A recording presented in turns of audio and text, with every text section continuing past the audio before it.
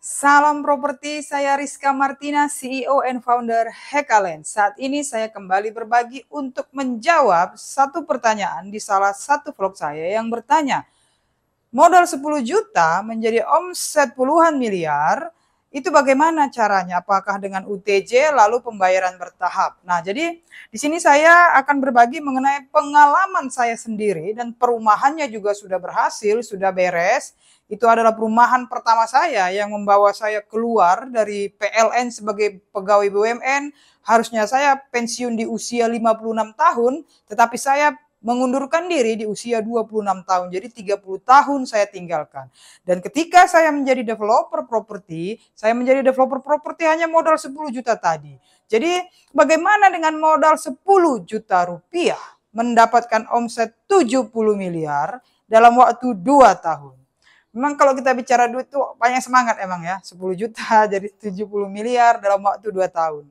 Tetapi dari pengalaman saya menjadi seorang developer properti Bapak Ibu, setelah berpengalaman ya, kalau belum pengalaman buka perumahan itu sepertinya butuh perjuangan. Tapi kalau kita sudah berpengalaman, buka perumahan itu tidak terlalu sulit. Yang perjuangan selanjutnya setelah berpengalaman adalah menyelesaikan perumahan itu. Dan hal-hal non teknis di lapangan yang kita temui, banyak hal non teknis, tanda petik ya non teknis, bukan hanya masalah perizinan, tapi masalah proyek lapangan. Nah, jadi semua itu saya alami di proyek saya yang pertama. Saya menjadi developer, proyek pertama saya itu sudah luas tanahnya itu hampir 5 hektar. Hampir 500 rumah. Dan semuanya saya mulai hanya dengan modal 10 juta rupiah. Jadi pada waktu itu 10 juta tahun 2017, tahun 2019, 2020 selesai perumahan itu. Saya mendapatkan omset 70 miliar rupiah. Nah, pada waktu saya workshop, itu biasa saya tanya itu. Bapak Ibu percaya nggak? Dengan modal 10 juta, menjadi 70 miliar rupiah hanya dalam waktu 2 tahun. Bapak Ibu yang menonton vlog saya, percaya nggak itu? Kedua, proyek saya yang ke 1, 2, 3 itu malah tanpa modal itu. Hanya dengan permainan BI checking. BI checking dan track record Slik OJK. Jadi itu saya tidak punya modal sama sekali, tapi saya mendapat satu perumahan komersial 1 hektar. Perumahan itu bisa ekspansi sampai 5 hektar. Sampai sekarang perumahan itu masih berjalan. Dan sampai sekarang saya tahu saya mendapatkan perumahan itu tanpa modal. Jadi kalau dibilang orang mau jadi developer properti harus punya privilege, tidak. Kenapa ekspansi ini bisa terus bertambah perumahan demi perumahan? Karena proyek saya yang kedua itu kan saya KYG Bank BTN. Kebetulan tenor 3 tahun, saya buat lunas 1,5 tahun. Lalu pembebasan lahan, awal-awal saya dengan BPR. Nah, jadi ada BPR yang saya sudah lolos, lunas. BPR ini kan ada batas maksimal pencairan pinjamannya. Nah, lalu karena ada batasnya mereka menggandeng BPR lain. Sehingga banklah yang membawa nama saya ke bank-bank lain, memberikan track record saya sehingga saya banyak kenal bank untuk permodalan. Nah, jadi saya tidak terlalu memusingkan lagi untuk permodalan saat ini, tetapi bagaimana ekspansi proyek, bagaimana menyelesaikan proyek penjualan dan pembangunan.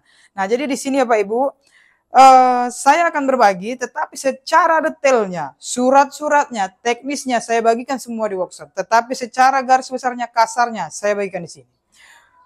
Waktu itu saya cari tanah ini. Makan waktu 1 tahun lebih. 1 tahun itu saya cari tanah yang bisa dibayar cash tempo, tanda jadi 10 juta seperti yang tadi menanya apakah dengan UTJ uang tanda jadi. Jadi kalau yang tidak paham properti UTJ itu uang tanda jadi. Saya bayar uang tanda jadi 10 juta, sisanya per 6 bulan selama 2 tahun lunas. Waktu kita tanda tangan perjanjian jual beli, saya sudah diizinkan setelah tanda jadi, saya sudah diizinkan untuk melakukan penjualan. Itu bukan tanah pertama yang saya bayar tanda jadi 10 juta. Pernah saya bayar tanda jadi 10 juta. Ternyata sertifikatnya palsu. Zaman dulu itu nggak seperti sekarang. Kalau sekarang kita bisa cek sertifikat online. Tanpa perlu diserahkan pun kertas sertifikat itu. Kita bisa scan saja, kita bisa cek melalui notaris, hanya bayar aja 100 ribu, 200 ribu, kita bisa tahu status sertifikat itu. Nah, kalau dulu tidak. Jadi waktu diserahkan sertifikat itu, setelah dicek ternyata palsu. Jadi jangan tergoda, terpancing Kalau ada pemilik tanah bilang, ini saya mau sertakan sertifikat saya, uang dulu. Nah, pernah juga itu, sudah di depan notaris. Padahal sertifikat itu diserahkan ke notaris itu. Dia mau uang 50 juta dulu. Kita sudah penandatanganan perjanjian jual beli. Ketika dia depan notaris, tiba-tiba dia berubah. Dia maunya setelah diserahkan notaris, hari itu juga kan ada pihak saya, pihak dia, notaris. Mau satu juga diberi 50 juta, batal. Saya tidak mau waktu itu. Kenapa? Karena saya sudah pengalaman, itu yang punya tanah yang sertifikat palsu itu bukan orang yang tidak punya kedudukan itu. Nah, jadi dari situ saya belajar, cek dulu sertifikat. Karena saya dulu belum punya kantor, saya tanda tangan pengikatan perjanjian jual beli itu di mall aja. Sekarang pun sampai saat ini ada kantor, tetapi memang kadang kita melihat ruangannya yang lebih nyaman begitu. Setelah kita tanda tangan pengikatan perjanjian jual beli, pemilik tanah membawa sertifikatnya ke notaris untuk dicek.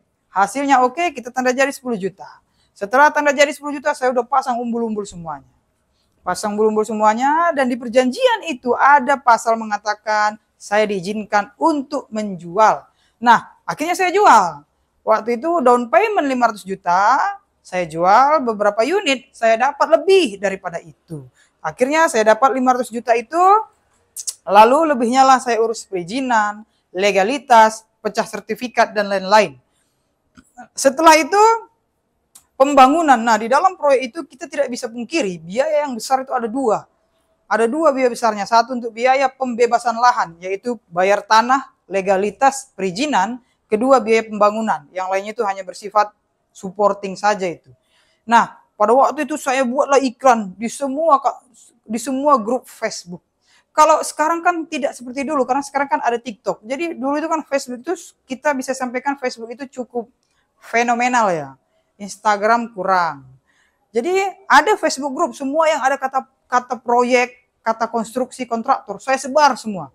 Dicari kontraktor, pembayaran ini. Bukan nggak 1-2 kontraktor mencemooh itu. Developer nggak punya modal katanya ini. Emang gue pikirin. Jadi satu hal kalau Bapak Ibu mau tetap maju, adalah telinga kita ini nggak usah memusingkan apa kata pihak lain. Fokus aja. Bodoh amat apa kata pihak lain itu. Akhirnya saya tetap cari. Dapatlah saya kontraktor itu. Jadi waktu itu ada yang SPK hanya 5 unit. Surat SPK itu Bapak Ibu kalau yang bukan orang properti, kadang saya kalau workshop itu kan keceplosan ngomong ngalir aja. Ternyata banyak juga yang bukan pemain properti, benar-benar blank. Makanya sering saya mengulangi. Nah, di sini pun saya mengulangi. SPK itu adalah surat perintah kerja dari developer, pemilik tanah, pemilik proyek kepada kontraktor. Di SPK itu jelas nanti itu berapa harga borongnya, berapa unit dibangun, RAB semuanya, dan berapa dibayarnya, kapan pembayarannya. Nah, waktu itu ada kontraktor yang cuma bangun kuatnya 5 rumah, kita berikan SPK 5 rumah. Ada yang cuma 2 rumah, kita berikan SPK 2 rumah. Ada yang 50 rumah, kita berikan SPK 50 rumah. Nah, jadi satu perumahan saya waktu itu ada 50 lebih kontraktor. Akhirnya karena 2 rumah dia lancar dibayar, jadi SPK selanjutnya 5 rumah. 5 rumah dia lancar dibayar, SPK selanjutnya 10 rumah, sampai 10 rumah. Sampai akhirnya kontraktor saya ini berani minjem ke lembaga-lembaga pembiayaan, dan lancar bayar, uangnya lebih banyak. Nah, jadi waktu itu kontraktor saya itu ada 50 lebih. Dan saat ini semua sudah beres pembayaran. 50 itulah yang dibayar turnkey. Apa itu dibayar turnkey Bapak Ibu? Tanpa DP, tanpa progres, setelah selesai, unit laku dibayar. Tetapi ada batasan maksimalnya. Maksimal 3 bulan atau 6 bulan lunas. Dan sekarang pun saya sampaikan, proyek saya sekarang pun masih mencari kontraktor turnkey yang bisa dibayar. Setelah unit terjual atau maksimal 3 bulan sampai 6 bulan dibayar lunas. Nah, kenapa developer itu semakin besar, dia menyerahkan pembangunan kepada kontraktor? Karena begini Pak Ibu, kita tahu sumber duit kita itu adalah penjualan. Dan produk kita bukan sekedar bangunan. Produk kita, inti daripada produk developer itu adalah lahan. Lahan bicara bayar tanah, bicara legalitas, bicara perizinan. Setelah semua selesai pun legalitas, pecah sertifikat. Kenapa? Legalitas perizinan itu adalah hal yang penting untuk kerjasama pendanaan KPR oleh bank. Kalau tidak ada itu bank tidak mau kerjasama. Sehingga Kita fokus kepada bank, legalitas perizinan kita bereskan, supaya bank langsung kerjasama, ada konsumen langsung cair uang akad KPR, dan juga kepada penjualan. Sehingga penjualan dan juga pembebasan lahan ini memakan energi. Sehingga kalau saya ke Jakarta, sering saya lihat itu kan, apartemen dibangun, developer PT ABC. Kontraktor itu PT-nya beda-beda itu. Kontraktor base, fondasi, kontraktor ini, kontraktor tiang pancang. Jadi kontraktor PT ABC, pengawas kontraktor PT CDE. Jadi developer itu membuat kontraktornya ini, pengawas kontraktor pun beda PT lagi. Kenapa? Memang waktu itu saya lihat apartemen itu ada beberapa tower. Kenapa seperti itu? Karena dia harus fokus penjualan. Mungkin ada lagi pecah IMB atau PBG masih kita proses. Pecah sertifikat masih kita proses. Pada waktu akad KPR, kalau dia masih sertifikat induk bank itu punya batasan. Lu harus pecah itu maksimal 6 bulan. Jadi kita kebut dengan legalitas dan penjualan. Sehingga semakin besar developer itu, dia membuka peluang kepada kontraktor-kontraktor untuk kerjasama. Jadi kalau misalnya kontraktor itu masih mau minta DP, mau minta progres, nggak mungkin dikasih. Kenapa? Kenapa seperti itu? Contohnya, saya kalau bangun misalnya rumah subsidi, kalau saya bangun 60 juta per unit, kita kasih ke kontraktor misalnya 70 juta per unit misalnya. Jadi dia dapat profit 10 juta per unit. Nah jadi ngapain kita bayar DP progres, tapi kita berbagi laba kepada kontraktor. Kenapa? Karena kita fokus di penjualan dan pembebasan lahan.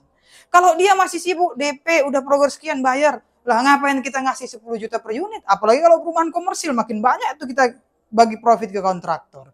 Jadi pada waktu itu saya bertemu dengan kontraktor-kontraktor. Semua bilang minta DP, minta ini. Saya bilang begini, kalau bapak atau ibu mau DP, waktu itu kan saya kalau modal bangun itu tahun itu masih murah tuh material. Misalnya 50 juta, kita berikan kontraktor 55 juta. Saya sampaikan begini, kalau bapak ibu mau DP progres, ngapain saya serahkan 15 juta per unit? 10 unit kali 15 juta, sudah 150 ribu Anda dapat uang. Nggak pakai modal, mau pakai DP. Terus nggak mungkin developer itu memberi DP, berbahaya. Kita landowner, sampai bumi kiamat pun kalau kita tidak tanda tangan itu peralihan hak, sampai bumi kiamat itu tanah milik kita. Kontraktor kapan aja bisa kabur. Jadi nggak bisa DP, developer berbahaya memberikan DP kepada kontraktor. Kedua, dia mau termin, mau progres lah. Mending kita kerjakan sendiri. Hire orang teknik, hire staff teknik, hire orang logistik, hire manajer proyek. Profitnya untuk kita ambil. Kan begitu. Kenapa kita serahkan? Kita mau fokus jualan. Pembebasan lahan waktu itu sudah selesai. Perizinan, kita mau fokus jualan saya bilang. Karena dari penjualan ini saya harus bayar tanah. Dari penjualan ini kami juga bayar Bapak Ibu kontraktor. Jadi waktu itu kalau dibilang dari 50 kontraktor yang hadir, yang saya berikan SPK, itu yang kita tawarkan itu dan yang banyak mencemooh itu 100 lebih kontraktor. Nah sekarang, waktu itu 5 hektar perumahan itu. Sekarang 10 hektar, 5 hektar titik kedua, nah hektar-hektaran titik selanjutnya. Nggak ada masalah. Semuanya aman. Asal telinga waktu kita mendengar kata cemooh itu, nggak usah belikan. Sekarang pun kita buka, masih ada kontraktor begitu. Jadi maksudnya begini, kalau tidak tahu bagaimana rumitnya pembebasan lahan, perjuangan penjualan, kalau nggak punya modal para kontraktor, ya mundur saja. Carilah yang memang rumah-rumah satu-satu rumah yang mau kasih DP. Developer, saya itu waktu itu sewa ruko, waktu awal-awal jadi pengusaha sewa ruko, nama developernya itu developer besar itu. Bahkan dia buat pulau itu. Dan waktu itu cerita itu salah satu kontraktor yang mau ambil. Dia juga ikut tender untuk bangun jalan paving block komplek ruko itu. Dan dia mundur, kenapa? Dibayar 6 bulan setelah serah terima. Nah, jadi saya tahu betul komplek ruko itu waktu itu legalitasnya banyak gunjang-ganjing isu itu. Makanya dia serahkan kontraktor karena pasti dia fokus kepada legalitas. Jadi itu maksudnya Pak Ibu. Kadang kan banyak yang seperti itu mencari Bu, iya tapi kita kendala dicari kontraktor turnkey. Komunikasi lah. Kalau sekarang saya lebih tegas. Kalau dia mau bangun, tunjukkan dulu bukti dana minimal 50% sampai 70% nilai SPK. Kenapa? Waktu dia bangun banyak kontraktor itu setelah Anda berikan SPK, setelah Bapak Ibu berikan SPK, itu dia jual lagi cari duit jaminannya SPK itu. Belum tentu waktu tanda tangan SPK dia punya duit. Kenapa? Kami lancar bayar, dia tidak bayar ke investornya. Investornya datang ke kantor saya, menagih. Kita tunjukkan bukti transfer, urusan mereka lah selanjutnya. Jadi biaya pembangunan waktu itu 500 rumah, dikali 50 juta per unit, 25 miliar. Sepenuhnya itu dibangun oleh kontraktor. Itu belum termasuk jalan saluran. Nah jadi modal bangun saya dari kontraktor turnkey. Nah jadi pembangunan dari kontraktor turnkey, pembayaran tanah per 6 bulan itu dari penjualan. Sehingga tidak ada masalah dengan pembayaran lahan. Akhirnya modal 10 juta mendapatkan omset 70 miliar dalam waktu 2 tahun. Itu real. Bagaimana dengan yang tanpa modal dapat profit 3M, dapat perumahan 1 hektar lebih? Itu saya bagikan di workshop. Kenapa? Itu permainannya sudah lebih lanjut itu. Itu permainannya udah permainan perbankan. Nah, jadi ini dari saya untuk berbagi, menjawab pertanyaan yang tadi ditanyakan. Semoga bermanfaat. Sampai bertemu. Salam properti, salam kemajuan.